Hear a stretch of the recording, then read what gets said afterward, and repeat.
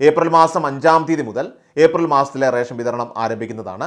എല്ലാ വിഭാഗം ration കാർഡുകൾക്കും April മാസത്തിൽ അനുവദിച്ചിട്ടുള്ള 2025 ഏപ്രിൽ മാസത്തെ റേഷൻ വിഹിതങ്ങൾ എന്തൊക്കെയെന്ന് പരിശോധിക്കുകയാണെങ്കിൽ, അന്ത്യോദയ അന്ന യോജന AY മഞ്ഞ റേഷൻ കാർഡ് ഉടമകൾക്ക് കാർഡിന് 30 കിലോ അരിയും 3 കിലോ ഗോതമ്പും സൗജന്യമായിട്ട് ലഭിക്കുന്നതാണ്. ഇതിന് പുറമെ 2 പാക്കറ്റ് ആട്ട ഒന്നിന് 7 രൂപ നിരക്കിലും ലഭിക്കുന്നതാണ്.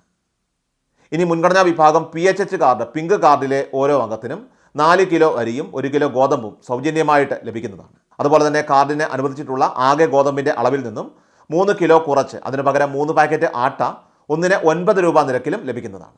ഇനി അടുത്തത് പൊതുവിഭാഗം NPS നീല റേഷൻ കാർഡ് ഉടമകൾക്കുള്ള ആനുകൂല്യങ്ങൾ പറയുകയാണെങ്കിൽ, കാർഡിലെ ഓരോ അംഗത്തിനും 2 കിലോ അരി വീതം കിലോയ്ക്ക് 4 രൂപ നിരക്കിൽ ലഭിക്കും.